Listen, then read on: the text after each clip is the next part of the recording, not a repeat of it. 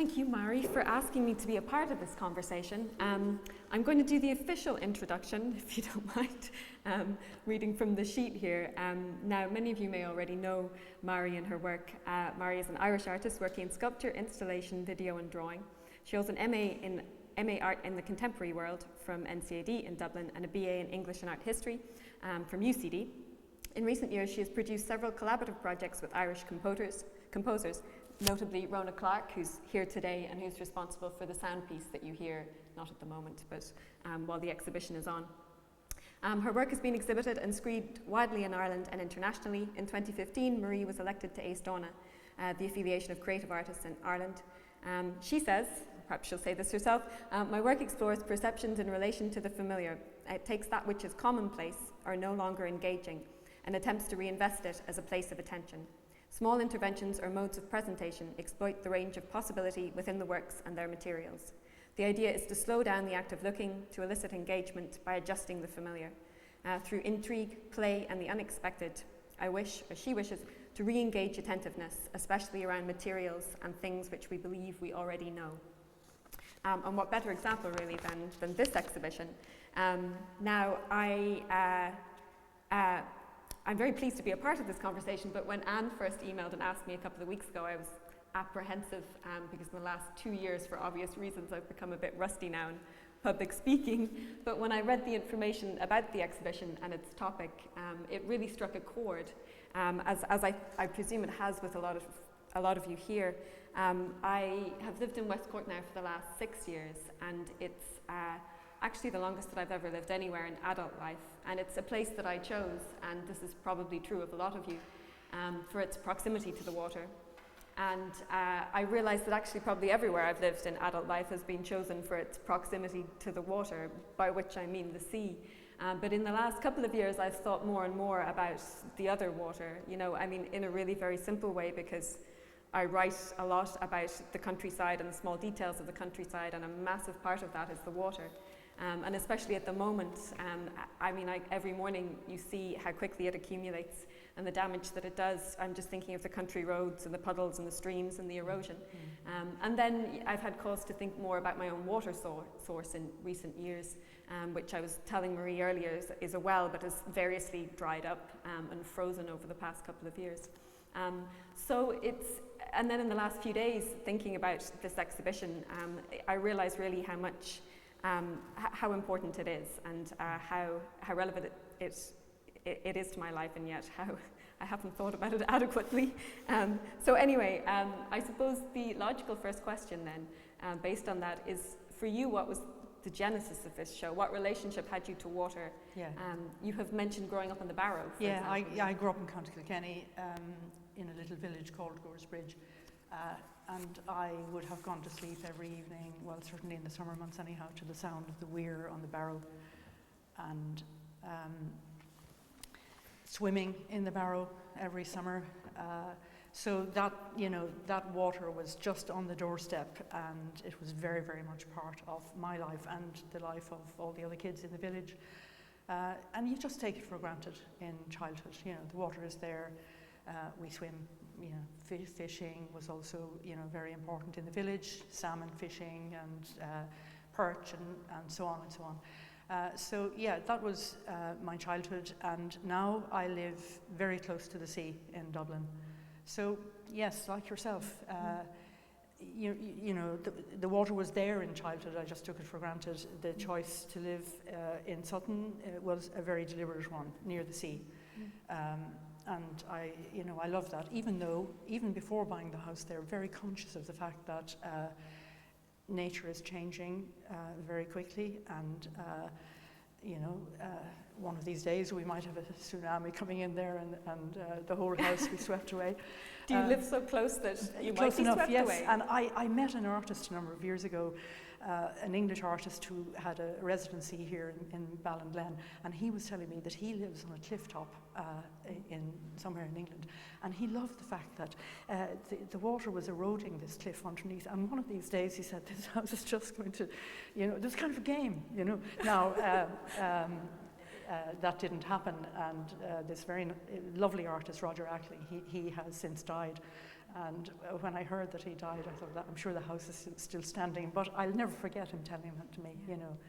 Well, it's funny you mention that because, I mean, really the topic of the exhibition is freshwater. Yes. So I was like, I must try not to talk too much about the sea and erosion, but that's mostly how I think about it, because our dream was always to have a house really close to the sea. And it's only by living here and walking around the coast and seeing the effects of coastal erosion that we think, no, it would actually be stupid to have a house really close to the sea. Yes, well, it's certainly something in my mind anyhow, but people still, you know, they're still building houses near where I live. They obviously very conscious of the view and so on. So yes, but certainly in my mind, that has always been there. But you know, you take your chances and you enjoy it.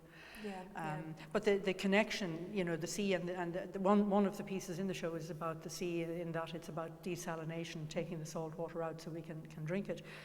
But the other thing to say is that all the water is connected. You know, the rivers flow into the seas, and ultimately everything is the one, even though we separate them at fresh water and salt water. But ultimately, really, whatever we put down our sink eventually, you know, goes into the sea, goes into the water courses, and the water courses go into the sea. So yeah, I'm mindful of that as well, that everything is one thing, really. Am I right to say that the water, was it around 2014 that the government's attempt to introduce water charges was something of a that's right. That happened. Yeah, and then you asked me really about the you know, the ideas, the initial ideas, how this exhibition came about. That was really the beginning. The water charges, 2015, I think 2015-16. And I didn't at all think at that stage about making this show, but I, like everybody else, probably everybody sitting in the room, we were all so conscious of the fact that meters were being installed everywhere, right around the country, including my own. And these charges were being put upon us at the end of a very long line of other charges. And there were huge protests. And then I found myself in the middle, because I didn't agree with the protesters in many ways. I knew why people were protesting. I was sympathetic on that front, but some of the protests were very aggressive. But also, you know, I heard people on that side of the argument saying, why should we pay for water? It falls freely from the sky. And when I heard that, I thought, you know, so much has to happen to the water before it comes out of your tap. So much that costs a lot of money has to happen to the water before it comes out of the tap. So to say that the water falls from the sky, it's free, why should we pay for it, was a nonsense. So I found myself, you know, having questions on that side of the argument, but I certainly wasn't on the government side of the argument, because I felt that they were trying to get a lot of money and very quickly, and they weren't really thinking about the water. Nobody was thinking about the water as such. Not everybody, people said at the time that the infrastructure was in a very bad way, and the first thing we should do was to fix that. But you know, the powers that be weren't listening to that message. They didn't care about fixing the infrastructure. All they wanted was get the money in quickly. So I found myself, probably like many other people, in the middle of that, not agreeing with any of the sides involved. So, you know, that was there at the back of my mind. And then fairly soon after that was this when... This piece, sorry for interrupting, this piece more or less sort of connects to domestic water. It does, yeah. And I'd say everybody in this room has had the experience of having their water cut off at some stage. And for some people, and I know in parts of Cork, people have had water cut off for a very long time because of lead contamination and had to go to tankers to get their daily water. And, you know, that's part of it, you know, the cut off, but also the thinking in my mind that because water is because we only have a finite amount of it, and because we are wasting it, we are getting to a stage where it's becoming more and more precious, and we may arrive at a point where we only have water for so many hours of the day, which is the case in some countries. So, which we've already experienced a version of, say, with the droughts in the summer. In the droughts in the summer, yeah, we have cut off. We experience very little cut off here. You know, we see ourselves as a water-rich country, but when I've talked to people who work in the water industry, they say we're just about barely holding our own. If we only, one man said to me, if you only knew, he said, we're just really keeping our heads above water upon that we haven't as much water as we think, and we have problems around, especially on the east coast of Ireland. So yeah, that piece very much about, all of the works in the show really are about either more water or less water. Too much of it where we're flooding, contamination, too little of it, so that it's not, available to us, or it's not going to be available to us. And then the various measures that have to happen in order to clean water, or to take the salt out of it so that we can make it drinkable or whatever. All the works are essentially, moving between those few things. And to stay on the sort of last couple of years in Ireland, the video piece here are all images of flooding from... That's right. They're images of flooding that have been taken. I would think most of those pictures come from about the last 12 years. I took one or two of those, but I didn't take all of them. A few artist friends gave me photographs. But because I wanted a whole range of pictures showing flooded towns, showing the aftermath of flooding in people's houses, which the middle section shows, I got these photographs from a database. They're on the spot, they're able to photograph all these things. So I was able to get the photographs there and put this whole sequence together. And when you look at them, you realize just how severe the flooding is and how much of it we have. And when I hear about flooding, I see it on the television, like most people. You read it in the paper, and then it's gone. Then the waters recede and the event is over and everybody goes back to normal. But when you see a whole lot of images like that, together, I suppose it brings home to us that, this is a problem, and some people, unfortunately, have flooding happen to them more than once. Their houses have been flooded twice, 3 times, and they've had to take everything out, reinstall, and then again. And you'd feel very sympathetic. I actually thought I recognised where I used to live there. Really? It probably wasn't. But we used to live in a little place, or a little village called Whitegate, which is kind of in Cork Harbour. Yeah. And it was an old terrace of houses along the seafront, and there was a road in the middle, but at very high, when the tides were very high and when there was a lot of rainfall, it used to not actually come over the road, but just rise up through the floor. It's the rising water. That's exactly. I suppose this is the piece on the monitor and this sculptural piece here with the ladders. They go together. And the title that I gave that was "When More Is Less." So we have more water in that we have the flooding, but it's less because it's so badly contaminated that often people can't use the water in their taps or anything after a flooding event, because all that sewage and so on has gone into the system. And the very notion of rising water is what I wanted to convey with the sculptural piece. I have a friend, artist, Brenda Kiley, and she lives down on the Nore, and she talks about just watching the water rising, and coming. She has a step, 1 inch, 1 centimetre more, and it's beginning to flood her house. So there you are, and you're just watching this rising water. And then you see people who have to move upstairs and bring their most essential things up onto the next floor. And in some cases, I haven't seen this in Ireland, but I have seen it for flooding abroad, people on the roofs of their houses. And ultimately, where do we go? The rising water, and there's kind of no escape. At the time, I thought it was very sort of poetic or something, and got quite a bit of writing out of this flooding of the... And, but I mean, it was also, it wasn't a big deal because we didn't own the property, and because we lived mainly upstairs anyway. We had a kitchen downstairs. But we were over hairdressers, and the hairdresser would, she has a lot of electrical stuff, so it was a massive problem for her every time she had to shut her business. And it seemed to be happening more and more. I remember people saying to us, this hasn't happened for 20 years, and then we lived there for 5 years, and it must have happened 10 times in the 5 years. There's one picture in that particular video, for me, every time I see this one particular picture, I just find it so moving. It's a man sitting outside his house. He has a blue jacket on, and he's just sort of looking in like this. And for me, the reason why that is so particularly moving, first of all, he looks, it's resignation, but this is a new built house. And that says some builder, group of whatever it is, built this group of houses on a floodplain. These are new houses. They should never, ever, ever have been built in that place. And you see this person who probably paid a huge money to buy a house, and there he is, and the water is there. That again strikes a chord, because where I grew up, I kind of lived on a hill, but down the hill, this is kind of outside Middleton in East Cork, I remember my dad saying, when they started building houses literally in the floodplain, I remember him saying, that's the floodplain, you'd be insane to buy a house there. But people who don't know the area don't know that. People generally don't seem to They know. don't know.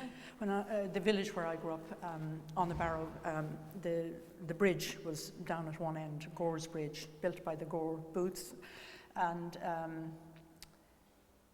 the far side of that flooded, and our family owned 2 fields down on the far side of that, and there was an old house that was really not much more than a heap of stones in one of those fields. And as a child, I was always fascinated by that house. You know, where are the people gone? Like, just as a small kid seeing this house, where are the people gone? Why is that house? What's wrong with that house? And that was an area that flooded. And you know, growing up then, of course, for me, it was very exciting, as it was for all the kids. You know, when the Barrow flooded and you couldn't get across. You know, this was great fun when you were about 12 or whatever. But that house in that field, that remains of that house, I can still see it. So somewhere in my consciousness that seeped in, that somebody lived there, and the reason why they had to leave then obviously was because of the flooding. Yeah. Well, so I don't know, do you know the Gira over towards Macroom? It's in West Cork. Anyway, it was flooded by the ESB years ago for a reservoir, but if you go there, you can kind of see the stumps of the trees. Does anyone know it? Yeah, coming up through. And I mean, this is kind of a thing in West Cork as well, because there are quite a lot of beaches that have the remains of ancient forests on them. So you have these kind of bits of weird log washing around, kind of weird residue. So, I mean, again, it's slightly off topic, but that kind of it makes me wonder now when I look at these sort of tree stumps. Like I say, even just there's a beach called Trallon Bay that's not far from here, and you think, what's the future of this? You know, will the houses that I see up on the hill be the equivalent to the trees that I'm looking at now? Yeah, it's true. Yeah, and that's the other thing. Everything is connected and everything is changing. Maybe slowly, but I sort of feel that we're in a time now where things are changing very quickly. And which I suppose explains for myself, why did I move from making abstract paintings to making work like this? Well, and I wanted to ask you about your MA that you did. You must have been the only member of Ace Donna who went back to college in history. I was much older than all the other students, it's true. I didn't care about that. I wanted to know... This was a change in your work? Yeah, my work had started to change around 2010. I did a show in Rural Red in Dublin, and in that show I had 2 vitrines, and I had various things placed in these vitrines. So I was off the wall, if you like, in the sense that now I had things that you weren't, flat things hung on a wall anymore. That was kind of the beginning of it, making, other things. And then I began to work with Rona, who's here, and some other contemporary composers making videos, small videos, using contemporary sound, and began to move in other directions. I don't know what the very beginning of it was, but I found all of this very exciting. And maybe at the same time I was finding, by comparison for me, not saying generally, but for me, maybe the painting had become a little bit less static, a little bit more static, and these other things were very exciting. So I also was aware from reading and looking and going abroad and looking at things that art making was changing a lot and very quickly, and I thought I really need to inform myself now. And so I said I'll do this MA, and I decided to do a theoretical MA.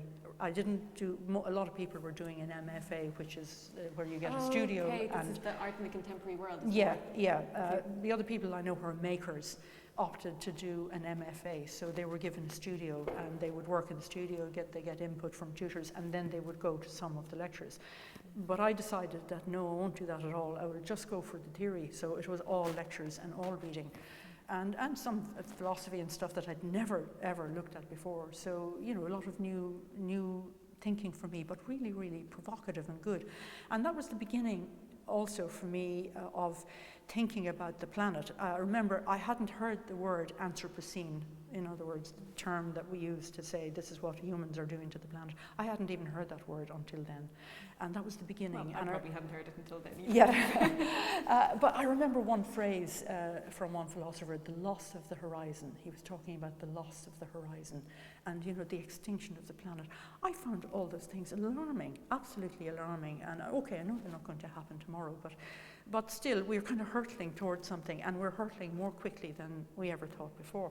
So then I don't know what initially started looking at the water, possibly the memory of the protests and all the other things. And then the realization, two things essentially. First of all, that water is finite, that the planet has about 3% of all the water on the planet is drinkable. The rest is salt water. And then that the world population is rising at an alarming rate. So you're looking at this huge need for water, and there's no stopping it, this huge need, and then diminishing water because we only have so much of it, and some of it is being wasted or destroyed, if you like. The fracking especially is destroying the water. And I thought that can't, that equation, something is going to throw everything out of balance. We can't stay going. And for manufacture as well, if we've all this more people on the planet needing all the goods, every single thing in this room needed water to produce it. The clothes that I'm wearing, the glass, not to mention the water, but everything we make needs a vast amount of water. I started looking into that and I couldn't believe what one sheet of A4 paper requires to produce, just one sheet. Mobile phones, everything, huge amount of water for everything that we make. And now, okay, that water can return to the system. The water used in fracking can't because it's badly contaminated. So it's that rising population, finite water, and that finite amount being diminished by some of the things we're doing on the planet. And once I started thinking about that, I felt compelled to make something that pointed to that in some way. I mean, I'm essentially an artist. I'm not a scientist or a geographer or an environmentalist or anything. I'm an artist. But to make things that point in that direction, make images that stay in people's minds, hopefully, that would maybe encourage us to think about that and think about the way we behave in relation to the resources on the planet. Well, and you mentioned fracking. I'd love you to say a little bit about the piece upstairs. Yeah. That's so impressive. That without knowing anything about it, and yet it has a very important message. It's the biggest piece in the show, and it's in the upstairs gallery, and it's made out of tubes with metal connectors, and it's called When Water Becomes Explosive, and the title really is both descriptive about how the water is used in fracking, but also there's reference in there to the fact that water may become explosive at a future time, because I think it's going to become the most valuable substance, more valuable than the oil that we're now pulling out of the ground and wasting the water to get out of the ground. So that's the title, When Water Becomes Explosive, and it's a nine squared figure, if you like. And this 9 squared figure is it's something that I found that American children play this game, where they build using uprights and horizontals, not like mine, not as thick as mine, and not made out of perspex, but they have these poles and they join them and they play a ball game. And they call it 9 square in the air. So it's 9 squares and they pass the ball to each other across these things. Oh, I think I'm getting a signal about the time. I liked the fact that we had all of these associations. First of all, this is a game played in America. So America produces more oil than any other country. And they're continuing to give out licenses to frack the ground and drill down 2 kilometres down, 3 kilometres across. It's huge when you think about it. And they're using the water to explode the rock, especially for the horizontal drilling. And they add chemicals to the water, and they explode the rock, they take out the oil, they take back up the water, but that water is so badly contaminated it can't be put back into the system. It's either held in tanks or it's buried in the ground. So I was interested in the association of America, of children, because it's the children's future that we're playing with, and the game. It's a kind of game that America is playing with the environment. I say America, I mean fracking goes on in other places too, but it's a kind of game being played with the environment, really, that we are continuing to do this awful drilling and continuing to pull the fossil fuel out of the earth. And the price, I think, is very high, but it's only in the future that we will really realise how high. Well, we're already, with climate change, we're already realizing that, but certainly I think in time we'll see that this is not a good thing to do. And the term itself, hydraulic fracturing, water fracturing rock, fracking, the short term. So yeah, that's what that piece is about. And the tubes are all filled with water and oil. And it's interesting when you put those two things together, the oil rises to the top. And I was thinking of the phrase that we have, cream rises to the top. Cream always rises to the top. And because the oil is so prized, the oil goes to the top in these because of physics, because the water is heavier. Water goes down to the bottom in my tubes and the oil goes up. But because I also liked that idea that we prize the oil, we don't prize the water, we don't value the water. And the tubes are all a little bit different. I was trying to convey this explosive thing that happens, as the water is used to break the rock. It's exploding the rock, and I wanted to try and get that feeling of explosiveness in some of them. You'll see all this speckling and so on, like if something is shattered and the little particles go in all directions. So that's what that piece is about, and it's very effective. I think it's so interesting because it's the most art-like piece in a way as well. It's interesting as a piece of sculpture. Yeah. It's almost painterly, each of the individual pieces. Yeah. And then it plays beautifully with the light upstairs and the does, windows and the which is a preamble to perhaps what the obvious question is. How does art sit for you as a form of activism? You know, do you feel that this is, where do you go from here now? Yeah, indeed, it's a very good question, and I like even the very term activism. I don't see myself at all as an activist. I see myself very much as just an artist, kind of working quietly away in the studio. But as I said earlier, once you encounter some of these things and you realise what's being done, the shock of it makes you want to do something. I said to you earlier, Sarah, that I remember looking at a photograph in a book of oil pumping jacks in America, and it was acres and acres and acres, as far as the eye could see, pumping jacks, right, all everywhere. And that would certainly propel you into wanting to say, stop, no more of this, please stop. So once, I suppose, now that I've started looking at such things and thinking about such things, it's very hard to go back to quiet painting. Though I would say actually that the work that I made previously this work is very similar to that, in that all those values of the proportion, the space, the ordering of something, how you put it together, they're all still there. So I'm still essentially a kind of abstract artist in a certain sense, except that there's a dimension in here that refers to the real world. In that sense, it's not abstract, but all the same preoccupations that I've always had, about where something is placed, how does that bit fit with this bit, how is it balanced? There have always been my concerns, and they're still my concerns with this work, but within it, there's a kind of sign, if you like, pointing to something. But essentially, I see myself as an artist first and foremost, and beginning and end, making things that sign to something. But at the end of the day, I like to think I'm making images that stay in the mind afterwards, and hopefully, maybe are engaging for people, and that would be intriguing and draw them in to think about these subjects a bit. But to answer your question properly, yes, I have another project in mind.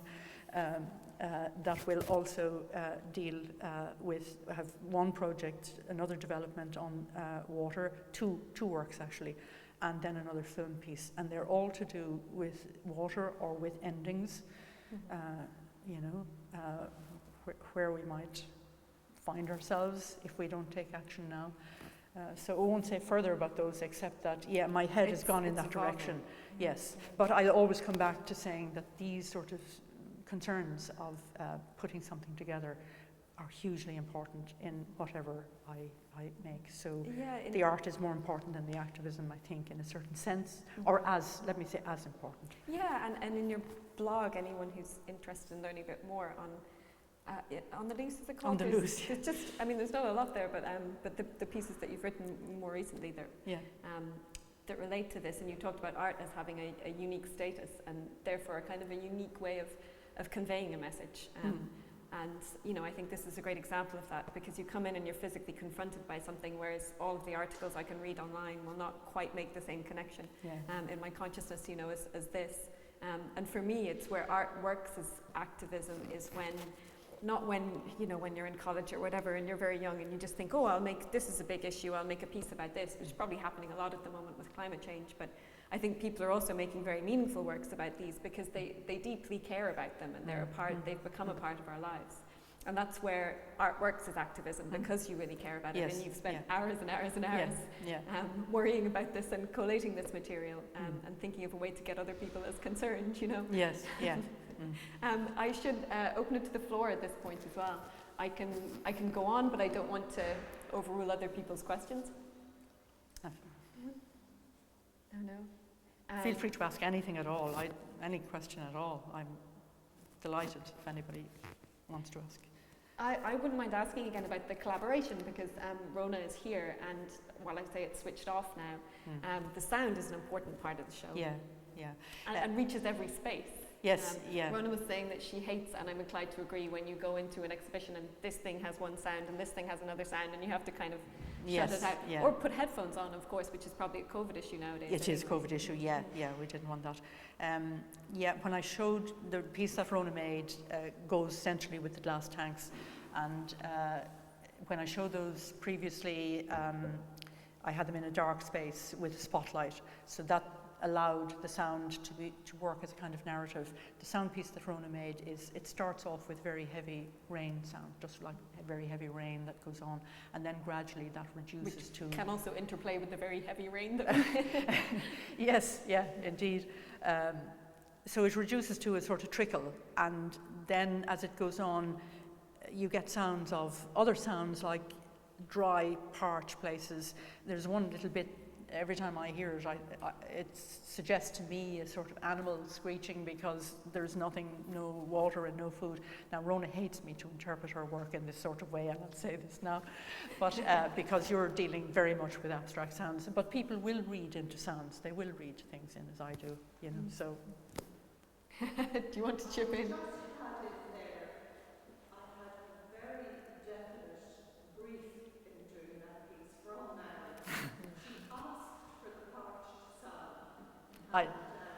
Yeah. That it would move from rain sounds to this dry, parched sound. So Barry, in some ways it's still your piece. Yeah, that's true. Did it originate in a specific work? Yeah, that work there with the glass tanks, that it went with that. Which is about the variation of kind of water supply over the world. That's right, it's two things really, at one end full, at the other end empty, so you have, too much water, too little, you've flooding, you've drought. But for me, more than anything else, that piece is about groundwater, and groundwater is something that we don't think about at all, because we don't see it. Surface water, we see the rivers, the lakes, whatever, we see the surface water, and we're supposed to be living off the surface water. Our needs are meant to be supplied by surface water. The groundwater is what's right down deep in the ground. And the really, really alarming thing for me was to read how much of the groundwater we're now using for essential needs, for daily needs. And if we overpump the groundwater, nature will not replenish it. So if those great big spaces, those aquifers down in the ground, if the water level goes below a certain point in those, they dry out. And that's our water reserve gone, our bank balance shot over. And I found that absolutely alarming to read. So, and in Ireland, we have now, we're supposed to register when we pump farming, for example, or industry or whatever. If they pump beyond a certain amount of water from the ground, they're supposed to register it, but it's not monitored. Nobody is checking.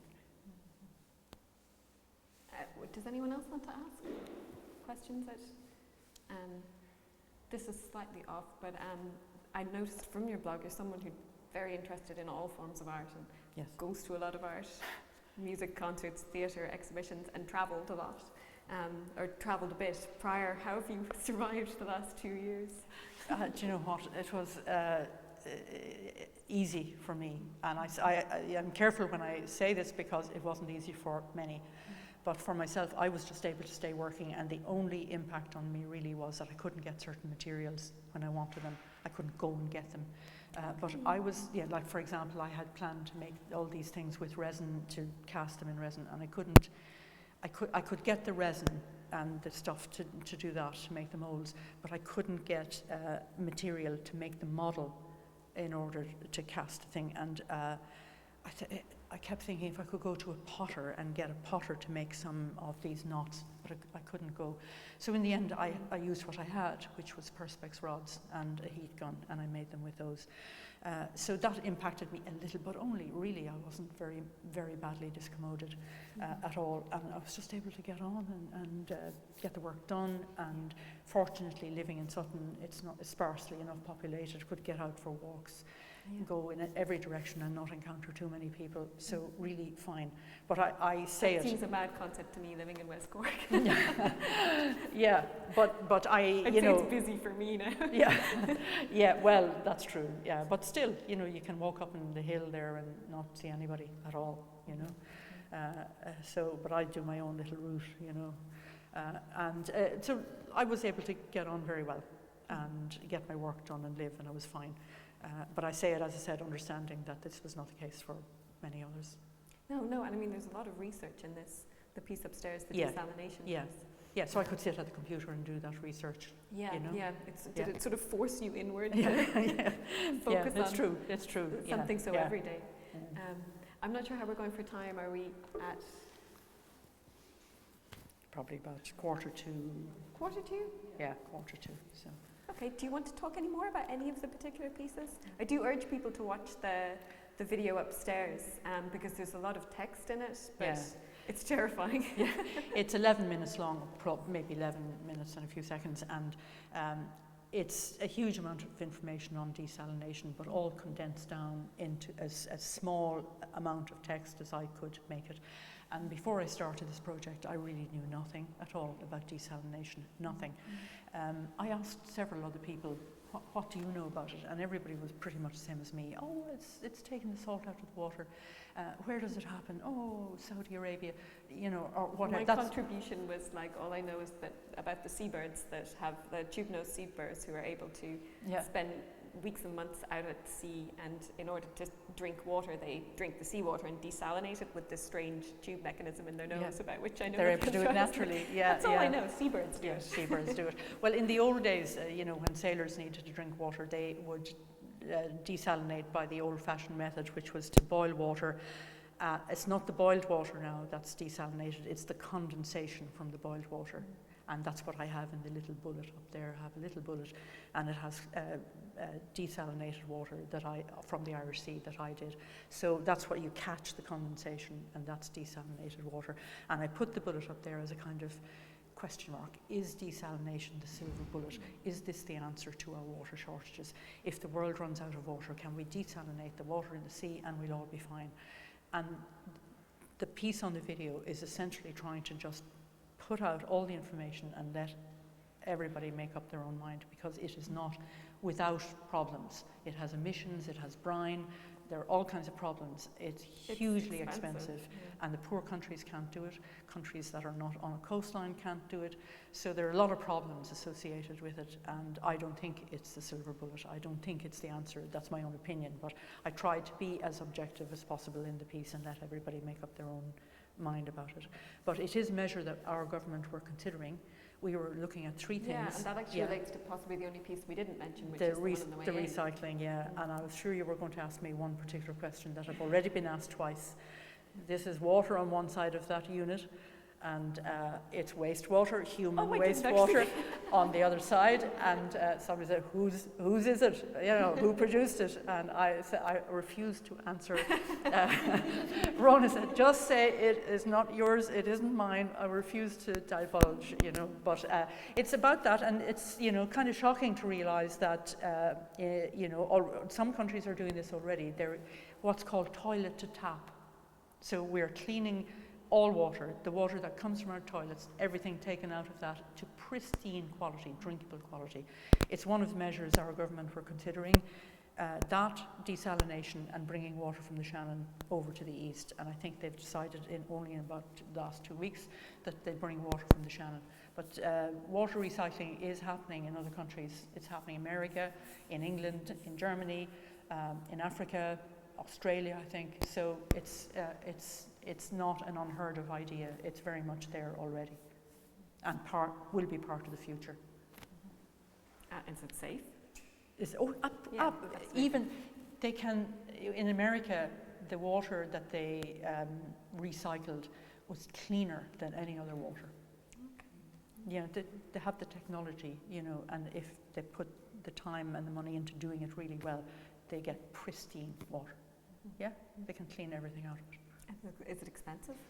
I don't know, didn't ask. I don't know, but I know that the desalination is ferociously expensive.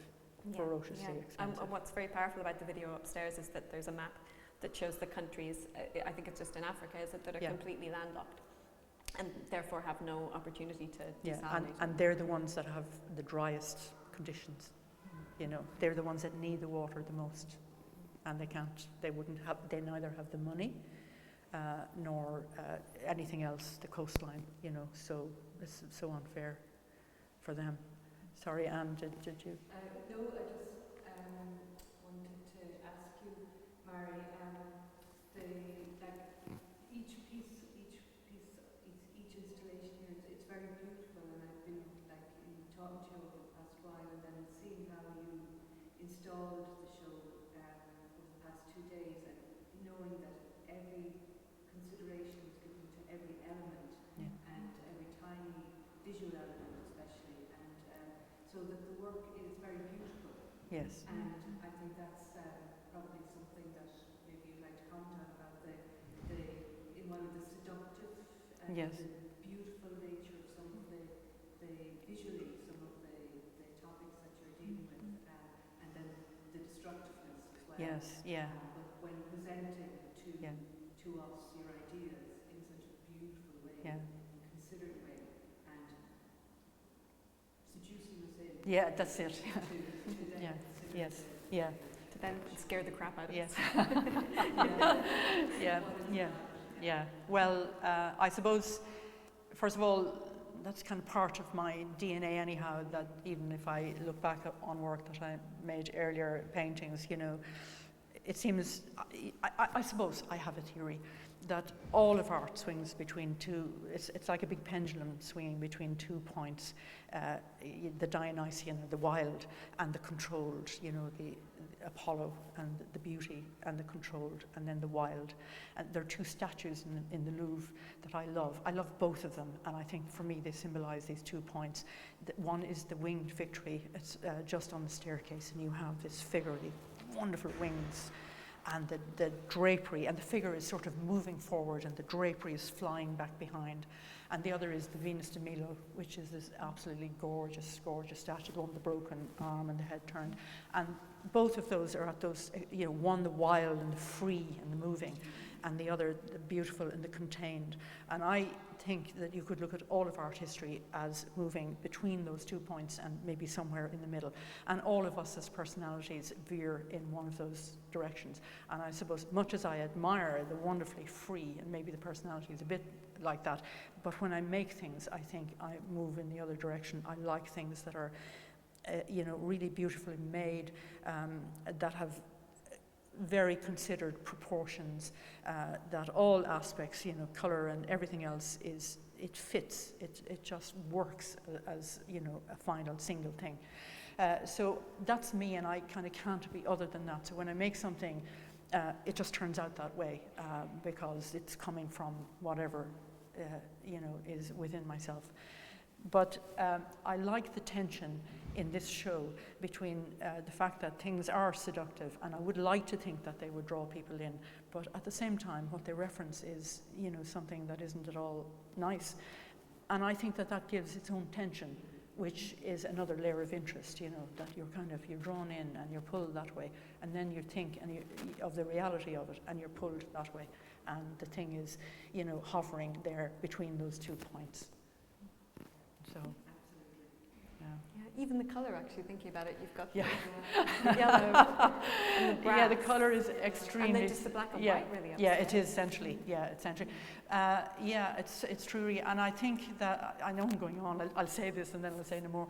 I think that we're living in a time now, I said this already, of extremes and things becoming more extreme very quickly. And thinking about colour now is of interest to me. If you think about colour in on television, for example, you're sitting there watching your TV or the print media, colour has become so heightened, you get pinks on the television that would nearly take the eye out of your head. Really almost fluorescent colours. If we were to pick up a magazine that had been printed 20 years ago, it would be much calmer. Yeah. And I think that we're being assaulted all that everything is cranked up. Sound is more extreme, and colour is more extreme. Yeah. And televisions themselves are enormous. Yeah, and even in advertising, they turn the sound up on the ads, the television ads, and on the radio. The sound level goes up when the ads come on, and we're, I don't like that assault on us, and I don't like all that colour is so sharp. You can't see anything in the end because it's all screaming at you. So yeah, I suppose for me, I like it just turned out that this is the way this is, but and that yellow then it's, it really is striking because it doesn't have to compete with a whole lot of other things, Yeah. So yeah. I find that your work as well, I love when you speak about your work. Thank you. In that it's,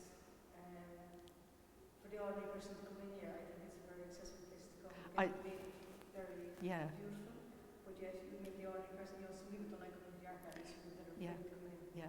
But for the ordinary person, I think this is just beautiful, they will get the message and see the beauty at the same time. Yeah, I'm delighted that you would say that because that's exactly how, that would please me enormously. That's, I'd love I'd love anybody to just come look, have a chat about it. What do you think about it? And engage. And I like to think that it's for everyone. Yeah. The beauty of it as well is it makes you, instead of turn away from the fear of water shortages and all of that, sometimes when you read that information, I know I can find myself just trying to just turn away from it, whereas when you engage with it this way, it just feels more kind of expansive. You're seduced by the beauty of how you presented it, but I just personally just feel more open to more awareness of that's at the very beginning, it's the drought looks at just the little things, I suppose, that we just take for granted as well. So even just the beauty of Yeah, and water is like that, it has all these dualities in it. It's so essential for life, yet we're so disregarding of it. It's so beautiful. You could just, look at the water coming out of the tap. It's gorgeous, and the way it catches the light, and it's invisible on one hand, it's visible, it had all of these dualities going on with this mysterious, commonplace. Things with the rain running down the window, Yeah. Which one's going to get to the end quicker? Indeed, Yeah, that's funny, which we all would have done as kids, but it's then forgotten about. I totally forgotten about it as well, or in the car. Or the way kids will just, when you're bored. or you give a kid a basin of water and they just piss around in it for hours. Not literally, I think that's, I do think people are more, like with the pandemic, the amount of people who've taken up sea swimming. Or even that's just right, walking by the that's sea true, seems like that there's some kind of an appreciation there, but it perhaps doesn't translate into awareness about these kinds of issues. Yeah, well, that, that's true, but maybe we are conscious of our environment a bit more. People can go and swim, and they are going in their droves and swimming, and maybe one step leads to another. Well, that's it. And I told you earlier about how where I live here, I see so much runoff coming from the fields. On one occasion, I could see the slurry coming off the land and going from right stream, into the water. Yeah. Right into the water. The water was brown, and a couple of meters away, there were people swimming. That's right. Oblivious. So exactly. hopefully, the more we connect with these things, the more aware we'll become. Yeah, and then we voice our opinions, and that's very powerful then as well to bring new measures into place, because the more we're aware, the more we're going to say things, and the less things are going under the radar then, because everybody's watching, everybody's noticing, everybody is prepared to make a comment, and then, you know, people can't get away with that any longer. So I think that's probably, I should probably draw it to a close. Should I, unless anyone else wants to chip in? but I'm here anyway as well, if anybody wants to ask anything thank you so further. much for coming. I've said to Marie earlier, I've played to smaller crowds, not during the pandemic either, but it's a lovely, intimate way to do it. And thank you, Marie, for so much information, both spoken and here, and to the Uillinn for bringing these things to our attention in such an aesthetically pleasing way. Lovely, thank you. Thanks you.